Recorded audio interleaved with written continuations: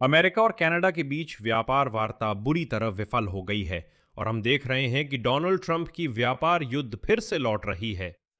अमेरिकी मीडिया पहले ही लिख रही है कि दोनों पक्षों ने नए ऊंचे शुल्क लगाने की घोषणा की है, जिसे उन्होंने यूं बताया है, उद्धरण, संयुक्त राज्य अमेरिका के दूसरे सबसे बड़े व्यापारिक साझेदार के साथ अभूतपूर्व संबंध विच्छेद।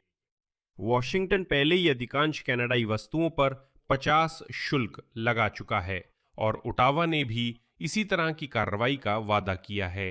ट्रंप और प्रधानमंत्री कार्नी के बीच, साथ ही दोनों देशों के व्यापार प्रतिनिधियों के बीच वार्ताएं पूरे सप्ताह चलती रहीं।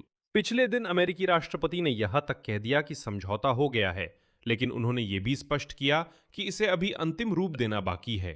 ट्रंप के साथ तो हमेशा ऐसा ही होता है, जैसा कि कहते हैं, पहले उन्होंने सौदे की घोषणा कर दी और फिर खुद ही उसे विफल भी कर दिया। अमेरिका के व्यापार प्रतिनिधि जेमिसन ग्रियर ने कहा कि वॉशिंगटन ने कनाडा को अन्य बड़े निर्यातकों की तुलना में अधिक लाभकारी शर्तें पेश की थीं। उनके अनुसार अमेरिकी प्रस्ताव में स्टील, एल्यूमीनियम, कारों और लकड़ी पर शुल्क में महत्वपूर्ण कमी का प्रावधान था। लेकिन कनाडा के प्रधानमंत्री ने इस रियायत को बकवास बताया और कहा कि ये उनके देश के हितों के अनुरूप नहीं है। तो चलिए इस विषय को विस्तार से समझते हैं और इस सवाल का जवाब देते हैं कि क्या डोनाल्ड ट्रंप की व्यापारिक जंग वाकई में फिर से पूरी ताकत के साथ लौट रही है। मेरा नाम अलेक्सई पेची है। आइए इस विषय पर साथ में चर्चा करें।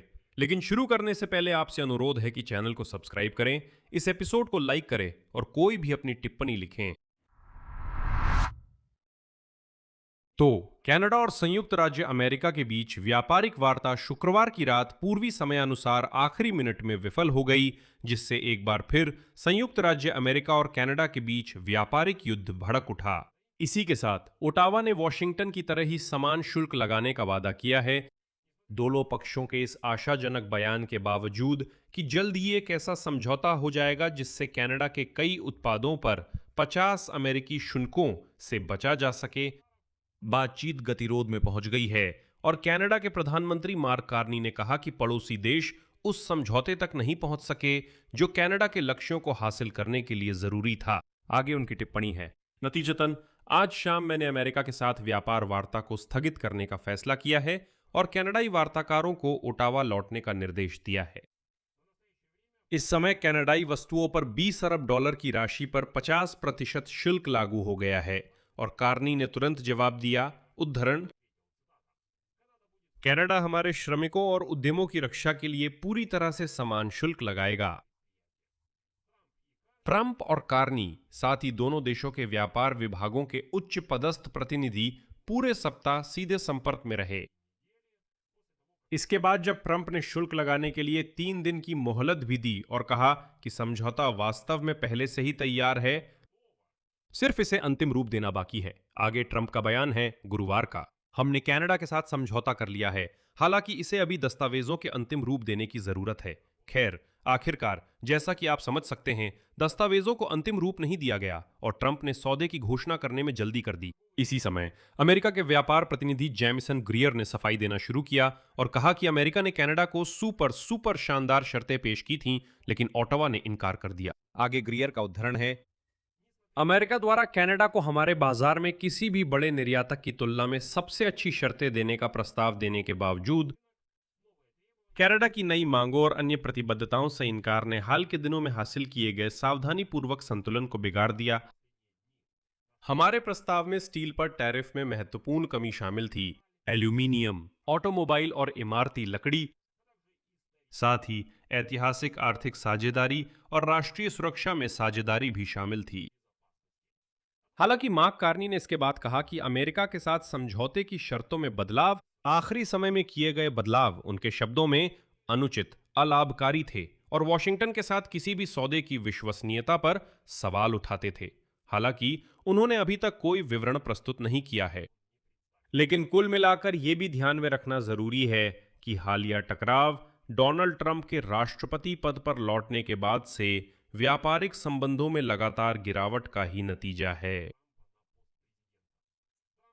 ट्रंप ने कनाडा के प्रमुख औद्योगिक क्षेत्रों पर, जिनमें ऑटोमोबाइल, स्टील और एल्यूमीनियम उद्योग शामिल हैं, शुल्क लगा दिए, जबकि कनाडा ने भी अपनी तरफ से जवाबी कदम उठाए। हालांकि कार्नी ने पिछले साल अपनी सबसे बड़ी जवाबी कार्रवाइयों को वापस ले लिया था। ट्रंप अब भी कनाडाई प्रांतीय सरकारों द्वारा अमेरिकी उत्पादों जैसे शराब पर लगाए गए प्रतिबंधों से नाराज थे। वो कहते थे कि यह अन्यायपूर्ण है। और अब जो शुल्क आज रात से लागू हुए हैं उनका दायरा अपेक्षाकृत सीमित है और ये कनाडा से आयातित लगभग 20 अरब डॉलर के सामानों पर लागू होते हैं। ये कुल उन वस्तुओं के मूल्य का लगभग 5% है जो पिछले साल अमेरिका ने अपने उत्तरी पड़ोसी से आयात की थीं। अपने आप में इनका शायद ही अमेरिकी उपभोक्ताओं पर कोई बड़ा असर पड़ेगा, जो पहले से ही ट्रंप की ईरान के साथ जंग के कारण बढ़ी हुई पेट्रोल की कीमतों से परेशान हैं। और भी गंभीर समस्या यह है कि ये शुल्क फिर से एक व्यापार युद्ध को जन्म दे रहे हैं। अपने शुक्रवार के बयान में मार्क कार्नी ने कहा कि उनकी सरकार कनाडाई श्रमिकों और व्यवसायों के समर्थन के लिए अतिरिक्त कदम उठाएगी।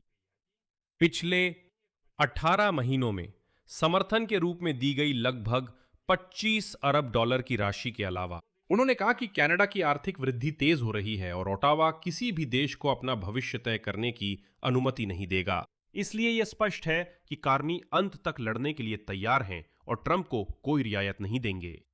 मैं ये उल्लेख करना चाहूंगा कि संयुक्त राज्य अमेरिका ने वास्तव में कनाडाई स्टील, एल्यूमिनियम और कारों पर शुल्क कम करने की संभावना पर विचार किया था। स्टील और एल्यूमिनियम पर 50% शुल्क लगाया गया था और अमेरिकी अधिकारी इन शुल्कों को आधा यानी 25% तक कम करने की संभावना पर विचार कर रहे थे। इस बीच कनाडाई ऑटोमोबाइल्स पर 25% शुल्क लगाया गया था। हालांकि ये शुल्क केवल उनके कंपोनेंट्स पर ही लागू होते थे जो अमेरिका में निर्मित नहीं हुए थे, जिससे ऑटोमोबाइल निर्माताओं को अमेरिकी पुर्जों की लागत को उस हिस्से से घटाने की अनुमति मिलती थी जिस पर शुल्क लगाया जाता था। और अब अमेरिकी अधिकारी इस दर को 15% तक कम करने की संभावना पर चर्चा कर रहे थे। यह जवाब था उस बात का जिस पर ट्रंप लंबे समय से शिकायत कर रहे हैं कि कनाडा अमेरिकी डेयरी उत्पादकों के लिए अपने डेयरी क्षेत्र में उत्पाद बेचने पर पाबंदियां लगाता है। हालांकि देश अपने बाजार में अमेरिकी डेयरी उत्पादों के आयात की अनुमति देता है, लेकिन वह कोटा के जरिए आयात की मात्रा को सीमित करता है और इन कोटा से अधिक आयात पर बहुत ज्यादा शुल्क लगाया जा सकता है, जिससे इस बाजार में अमेरिकी डेयरी उत्पादों की आगे की बिक्री पर वास्तव में आगे की बिक्री सीमित हो जाती है। और एक और दिलचस्प बात, इन शुल्कों को लगाने के लिए ट्रंप एक कम ज्ञात 1930 के कानून का इस्तेमाल कर रहे हैं, जिसका इससे पहले कभी भी इस तरह शुल्क लगाने के लिए इस्तेमाल नहीं किया गया था।